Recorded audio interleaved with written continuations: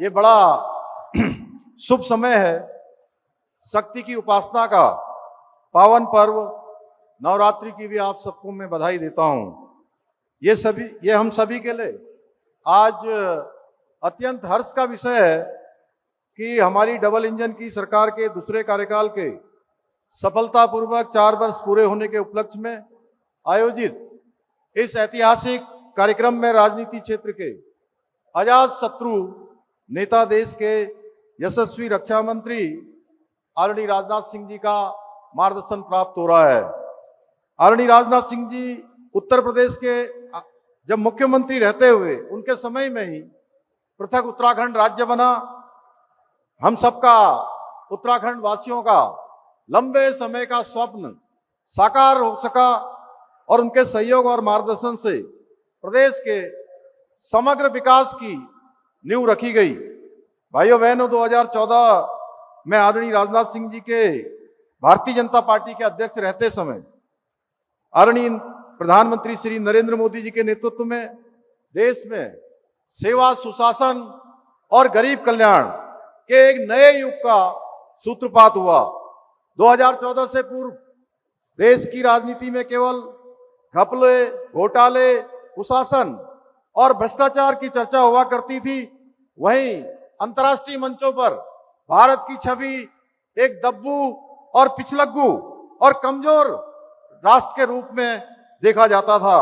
परंतु 2014 के बाद आदरणीय प्रधानमंत्री श्री नरेंद्र मोदी जी के सशक्त नेतृत्व में भारत के आत्म गौरव, आत्मसम्मान, स्वाभिमान, राष्ट्रीयता की भावना का पुनः जागरण का ऐतिहासिक कालखंड प्रारंभ हुआ, जिससे आज जहां एक ओर भारत रिफॉर्म, परफॉर्म और ट्रांसफॉर्म की नीति के साथ विकास के क्षेत्र में नए नए कीर्तिमान स्थापित कर रहा है, वहीं वैश्विक मंचों पर एक सशक्त, सक्षम और सामर्थ्यवान राष्ट्र के रूप में भी हम अपनी पहचान बना रहे हैं।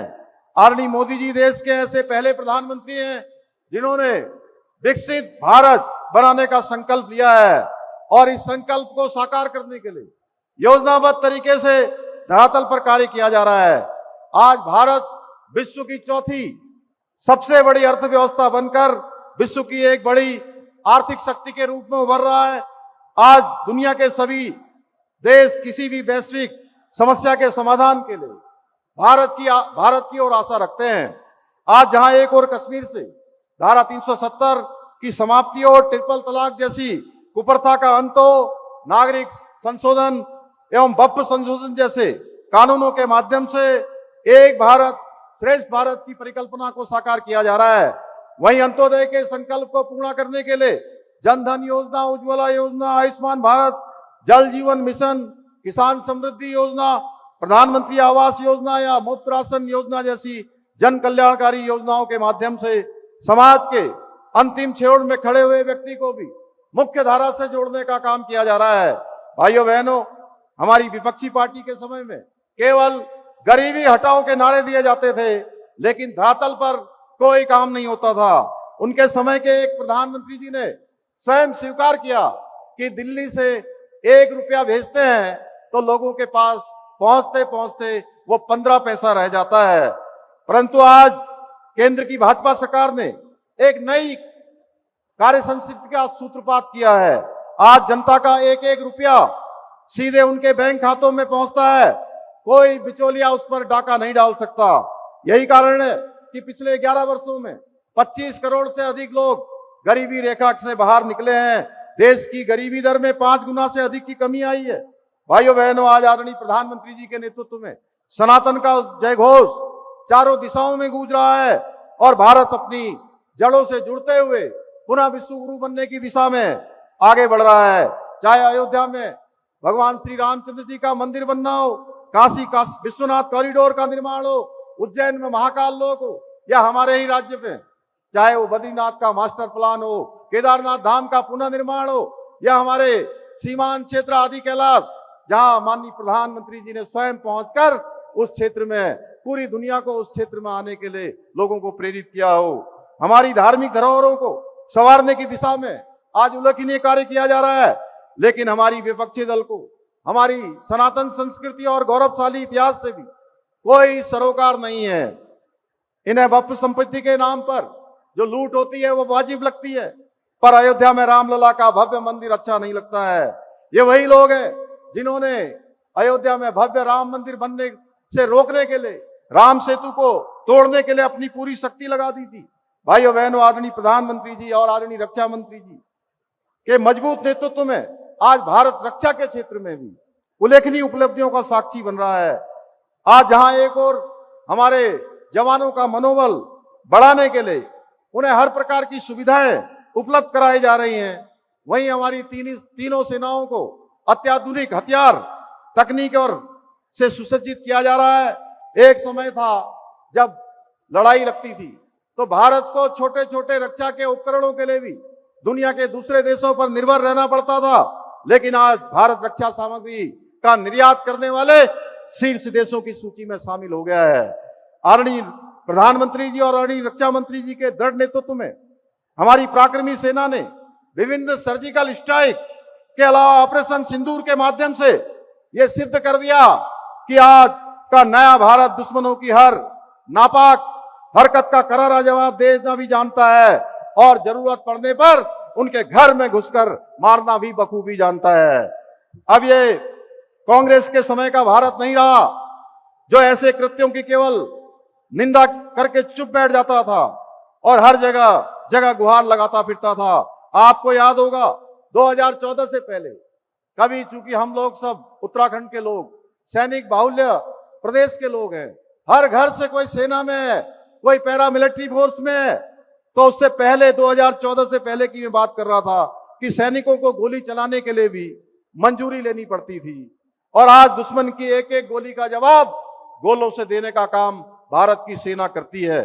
भाइयों बहनों, आदरणीय प्रधानमंत्री जी और आदरणीय रक्षा मंत्री जी के मार्गदर्शन में हमारी प्रदेश सरकार भी सैनिकों और उनके परिवारों के कल्याण के लिए संकल्पित होकर कार्य कर रही है। हमारी सरकार ने जहां एक और शहीदों को और उनके आश्रितों को मिलने वाली शहीदों के आश्रितों को मिलने वाली अनुग्रह राशि को 5 गुना तक बढ़ाया है, वहीं सेना में परमवीर चक्र से लेकर मेंशन इन डिस्पैच तक के सभी वीरता पुरस्कारों की राशि में अभूतपूर्व वृद्धि की है। हमने परमवीर चक्र से अलंकृत सैनिकों को मिलने वाली राशि को 50 लाख रुपए से बढ़ाकर 1.5 लाख रुपए करने का भी कार्य किया है। इसके अतिरिक्त प्रदेश में शहीदों की स्मृति को चिरस्थायी बनाने के लिए हमने प्रदेश में भव्य सैन्य धाम का निर्माण भी करा रहे हैं, जो प्रत्येक उत्तराखंडी के लिए एक पावन स्थल होगा। भाइयों बहनों, आज आदरणीय प्रधानमंत्री जी के नेतृत्व और मार्गदर्शन में हमारा राज्य विकास और समृद्धि के नए नए कीर्तिमान स्थापित कर रहा है। चाहे राज्य में सड़क, शिक्षा, स्वास्थ्य, रेल, हवाई कनेक्टिविटी सहित सभी महत्वपूर्ण क्षेत्रों में इंफ्रास्ट्रक्चर को मजबूत करने की दिशा में तेजी से काम किया जा रहा है, वहीं विभिन्न नीतियों और योजनाओं के माध्यम से सामाजिक और आर्थिक दृष्टि से सशक्त और समृद्ध बनाने की दिशा में भी निरंतर प्रयास किए जा रहे हैं। यह हम सभी के लिए अत्यंत गर्व का विषय है कि बीते 4 वर्षों में हमारे राज्य ने पहली बार कई उल्लेखनीय उपलब्धियों का साक्षात्कार किया है। पहली बार राज्य में G20 जैसे वैश्विक सम्मेलन की विभिन्न बैठकों का साक्षी हमारा राज्य बना है। पहली बार राष्ट्रीय खेलों का आयोजन किया गया। पहली बार इन खेलों में हमारे खिलाड़ियों ने 100 से अधिक मेडल प्राप्त किए और राज्य को अंक तालिका में 7वां स्थान प्राप्त हुआ। पहली बार राज्य में वर्ष भर पर्यटन को बढ़ावा देने के लिए बृहद स्तर पर शीतकालीन यात्रा प्रारंभ की गई। पहली बार राज्य में इन्वेस्टर ग्लोबल समिट का आयोजन किया गया, जिसमें 3,76,00,000 करोड़ से अधिक के निवेश समझौते किए गए, जिनमें से करीब 1 लाख करोड़ से अधिक के निवेश समझौतों को धरातल पर उतारने में हम सफल रहे हैं। भाइयों बहनों, इसी का परिणाम है कि डबल इंजन सरकार के बीते 4 सालों में हमारे राज्य की आर्थिकी में 1.5 गुना से अधिक की वृद्धि हुई है। एक वर्ष में राज्य की जीएसडीपी में 7.23% की बढ़ोतरी हुई है। बीते 4 वर्षों में हमारे राज्य की प्रति व्यक्ति आय में 41% की वृद्धि हुई है। बीते 4 वर्षों में राज्य का बजट 1 लाख करोड़ रुपए को पार कर गया है। बीते 4 वर्षों में 20,000 से अधिक नए उद्योग स्थापित हुए हैं। बीते 4 वर्षों में राज्य में स्टार्टअप की संख्या 700 से बढ़कर 1700 पहुंच गई है। बीते 4 वर्षों में हेलीपोर्ट्स की संख्या 2 से बढ़कर 12 हो गई और हेलीपैड की संख्या 60 से बढ़कर 118 हो गई है। बीते 4 वर्षों में राज्य में बिजली उत्पादन 3 गुना से अधिक बढ़ा है। बीते 4 वर्षों में 2,65,000 से अधिक माताएं बहनें लखपति दीदी बनी हैं, जो इस बात को प्रदर्शित करती हैं कि हमारी राज्य की मातृशक्ति अनेक चुनौतियों और अनेक कठिनाइयों का और अनेक अभावों का सामना करते हुए भी वो मिशन के तहत उनके कौशल में कोई कमी नहीं आई, परिश्रम में कोई कमी नहीं आई, जो ये बताता है कि पिछले 2 सालों में 2,65,000 माताएं बहनें लखपति दीदी बनी हैं। बीते 4 वर्षों में राज्य में होटलों की संख्या में 25% की बढ़ोतरी हुई है और होम स्टे की संख्या में 5% से अधिक की बढ़ोतरी हुई है। आज डबल इंजन सरकार के कारण राज्य दोगुनी रफ्तार से प्रगति कर रहा है। इसी का परिणाम है कि हमारे राज्य में रिवर्स पलायन में 44% की बढ़ोतरी दर्ज की गई है। इतना ही नहीं, हमें नीति आयोग भारत सरकार के द्वारा 2023-24 के सतत विकास के लक्ष्यों को प्राप्त करने के इंडेक्स में पूरे देश में पहला स्थान देवभूमि उत्तराखंड को प्राप्त हुआ है। साथ ही यहां भारत सरकार द्वारा जारी सार्वजनिक वित्तीय प्रदर्शन सूचकांक में वर्ष 2023-24 में विशेष राज्यों की श्रेणी में दूसरा स्थान प्राप्त हुआ है। इतना ही नहीं, ईज ऑफ डूइंग बिजनेस में उत्तराखंड को अचीवर्स तथा स्टार्टअप रैंकिंग में लीडर्स की श्रेणी प्राप्त हुई है। आज हमें नीति आयोग द्वारा जारी इंडिया इनोवेशन इंडेक्स रिपोर्ट में हिमालय राज्यों की सूची की श्रेणी में पूरे देश में दूसरा स्थान प्राप्त हुआ है। हमें बीते 4 वर्षों में लगातार देश में मोस्ट फिल्म फ्रेंडली स्टेट होने का गौरव प्राप्त हो रहा है। आज उत्तराखंड में किसानों की आय वृद्धि करने के साथ साथ मत्स्य के विकास के क्षेत्र में भी हमारा राज्य देश में अग्रणी राज्य के रूप में उभरा है। आज हम युवाओं को रोजगार के अवसर उपलब्ध कराने में भी देश के अग्रणी राज्य के रूप में बनकर उभरे हैं। हमें वर्ष 2024 में नीति आयोग द्वारा जारी एक्सपोर्ट प्रिपेयर्डनेस इंडेक्स में देश के अग्रणी राज्यों में हम शामिल हुए हैं।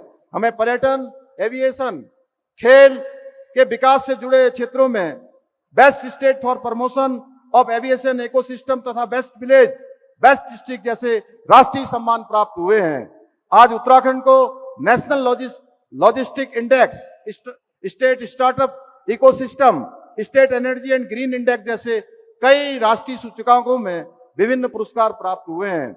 हमें खनन क्षेत्र में किए गए सुधारों के लिए केंद्र सरकार द्वारा जारी राज्य खनन तत्परता सूचकांक में देश भर में दूसरा स्थान प्राप्त हुआ है। इस साथ ही इसके लिए राज्य को 200 करोड़ रुपए की पुरस्कार राशि भी भारत सरकार ने प्रदान की है। आज हमारी सरकार द्वारा किए गए सख्त और पारदर्शी निर्णयों का ही परिणाम है कि आबकारी और खनन जैसे विभागों से राज्य को पहले की तुलना में कई गुना अधिक राजस्व प्राप्त हो रहा है। भाइयों बहनों, आपको याद होगा पहले हमारे प्रदेश में नकल और पेपर लीक के कारण कितने ही प्रतिभावान युवाओं के, गरीब माता पिता के बेटे बेटियों के सपने चकनाचूर हो जाते थे। युवाओं के भविष्य के साथ खिलवाड़ करने वालों को कुचलने के लिए हमने प्रदेश में सख्त नकल विरोधी कानून भी लागू किया है, जिसके परिणाम स्वरूप पिछले 4 वर्षों में राज्य में 30,000 से अधिक युवाओं को सरकारी नौकरी प्राप्त हुई है, जो पिछली सरकारों के कार्यकाल से 4 गुना से अधिक है। यही नहीं, आज 100 से अधिक नकल माफिया जेल की हवा खा रहे हैं। आप लोगों को भली बात याद होगा कि कैसे कांग्रेस के समय में पूरे प्रदेश के अंदर भ्रष्टाचार फैला हुआ था। पटवारी भर्ती घोटाला, दरोगा भर्ती घोटाला, छात्रवृत्ति घोटाला, NH 74 घोटाला, डेनिस घोटाला, राहत सामग्री घोटाला जैसे अनेक उदाहरण हमारे सामने हैं। आज जब हम भ्रष्टाचारियों की पकड़ने की बात आती थी, उस समय तो छोटे कर्मचारियों को पकड़कर खाना पूर्ति कर दी जाती थी और ऊपर बैठे हुए भ्रष्टाचार के बड़े बड़े मगरमच्छों को छूने की किसी की हिम्मत नहीं होती थी। लेकिन आज हमारी सरकार ने भ्रष्टाचारियों के खिलाफ जीरो टॉलरेंस की नीति के तहत कड़ी कार्रवाई हम लगातार कर रहे हैं। अब कोई छोटा अधिकारी हो, बड़ा अधिकारी हो, यदि भ्रष्टाचार करता है तो उस पर हमारी सरकार कड़ी कार्रवाई करने से पीछे नहीं हटती है। भाइयों बहनों, हम उत्तराखंड के समग्र विकास के साथ साथ राज्य के सांस्कृतिक अस्मिता, पारंपरिक पहचान, डेमोग्राफी संतुलन को सुरक्षित और संरक्षित रखने के लिए संकल्पित होकर कार्य कर रहे हैं। हमने उत्तराखंड में समान नागरिक संहिता का कानून लागू करके सामाजिक न्याय और समानता की दिशा में ऐतिहासिक कदम उठाया है। हमें गर्व है कि हमने राज्य में समान नागरिक संहिता को केवल लागू ही नहीं किया है, बल्कि उसे प्रभावी रूप से धरातल पर उतारने का काम किया है। भाइयों बहनों, 27 जनवरी 2025 को हमने इसे लागू किया है और 1 वर्ष से भी अधिक का समय इसका सफलतापूर्वक संपन्न हुआ है। हमने राज्य में सख्त धर्मांतरण कानून, दंगा विरोधी कानून को लागू करने के साथ साथ लैंड जिहाद, लव जिहाद और मजार जिहाद जैसी जिहादी प्रवृत्तियों पर भी अंकुश लगाया है। ये बात हमारे हल्द्वानी के भाइयों से अधिक कौन जानता होगा कि दंगे करने वालों के साथ हमारी सरकार किस तरह से पेश आती है, हमारा प्रशासन किस तरह से पेश आता है। आज राज्य में ऑपरेशन कालनेमी और सघन सत्यापन अभियान के माध्यम से घुसपैठियों के खिलाफ भी कठोर कार्रवाई की जा रही है। भाइयों बहनों, कांग्रेस ने अपने वोट बैंक और तुष्टीकरण की राजनीति के चलते हमारी देवभूमि की डेमोक्रेसी को बिगाड़ने का काम किया है। बनभूलपुरा का उदाहरण, इसी बनभूलपुरा का उदाहरण आप सबके सामने है, किस प्रकार से वहां की डेमोक्रेसी खराब हुई है। आज हमारी सरकार ने बनभूलपुरा में दंगाइयों के खिलाफ इतनी कड़ी कार्रवाई की थी कि आज कोई भी व्यक्ति सरकारी जमीनों पर कब्जा करने से पहले 100 बार सोचता है, और जिन्होंने कर लिया आजकल वो स्वयं ही अपना कब्जा खाली कर रहे हैं, यानी कि अतिक्रमण मुक्त करने की दिशा में स्वयं प्रेरित होकर काम कर रहे हैं। मैं आज इस मंच के माध्यम से यह भी उनसे पूछना चाहता हूं कि जब घुसपैठियों को यहां बसाया गया था तब आप लोग कहां थे? जब युवाओं को भविष्य नकल माफिया बर्बाद कर रहे थे तब आप कहां थे? जब देवभूमि की पहचान बदली जा रही थी तब आप चुप क्यों थे? भाइयों बहनों, कांग्रेस के लोग मेरे इन सवालों का जवाब नहीं दे सकते, क्योंकि उन्हें लैंड जिहाद करने वाले अच्छे लगते हैं, उन्हें दंगा करने वालों में अपना वोट बैंक दिखाई देता है, उन्हें इस प्रकार के शब्द अच्छे लगते हैं। ये लोग तब भी हमारा विरोध करते हैं जब हम राज्य में पहली बार राज्यवासियों की भावनाओं के अनुरूप सख्त भू कानून लागू करते हैं। ये लोग तब भी हमारा विरोध करते हैं जब हम मदरसा बोर्ड समाप्त करके सभी मदरसों को सरकारी बोर्ड के अधीन लाने का प्रयास करते हैं। आखिर ये लोग क्यों उत्तराखंड का विकास नहीं चाहते? ये प्रश्न केवल मेरा नहीं है, ये प्रश्न हमारे समूचे उत्तराखंड वासियों का है। आखिर क्यों ये लोग संतुष्टिकरण की जगह तुष्टिकरण की नीति बनाए रखना चाहते हैं? भाइयों बहनों, ये वर्ष कई मायनों में हमारे लिए विशेष है, क्योंकि इस वर्ष जहां हमारे राष्ट्रीय गीत वंदे मातरम ने 150 वर्ष पूरे किए हैं, वहीं राष्ट्रीय स्वयंसेवक संघ की स्थापना के भी ये शताब्दी वर्ष है। साथ ही उत्तराखंड के लिए ये वर्ष विशेष है, क्योंकि हाल ही में हमने अपने गौरवशाली राज्य की स्थापना के 25 वर्ष पूरे किए हैं। इसलिए आज के अवसर पर मैं आप सभी के समक्ष ये संकल्प लेता हूं कि जब तक हम उत्तराखंड को प्रत्येक क्षेत्र में अग्रणी और आत्मनिर्भर नहीं बना देते, तब तक हम चैन से नहीं बैठेंगे, तब तक हम आराम से नहीं बैठेंगे। और मुझे पूरा विश्वास है आप सभी के सहयोग और आशीर्वाद से हम सभी मिलकर उत्तराखंड को देश का अग्रणी राज्य बनाने के अपने विकल्प रहित संकल्प को साकार करने में अवश्य सफल होंगे। इसी विश्वास के साथ आदरणीय रक्षा मंत्री जी का देवभूमि उत्तराखंड पधारने पर आप सबकी तरफ से समस्त उत्तराखंड वासियों की ओर से विशेष आभार व्यक्त करते हुए इन पंक्तियों के साथ अपनी बात समाप्त करता हूं कि नई उम्मीदों की रोशनी में निखर रहा है उत्तराखंड, संघर्षों में तपकर सशक्त हो रहा है उत्तराखंड, हर चुनौती को पार कर संवर रहा है उत्तराखंड, विकास भी विरासत भी की नीति से पूरे देश में नई पहचान गढ़ रहा है उत्तराखंड। देश का श्रेष्ठ राज्य बनने के विकल्प रहित संकल्प के साथ अब आगे बढ़ चला है उत्तराखंड, अब आगे बढ़ चला है उत्तराखंड। धन्यवाद।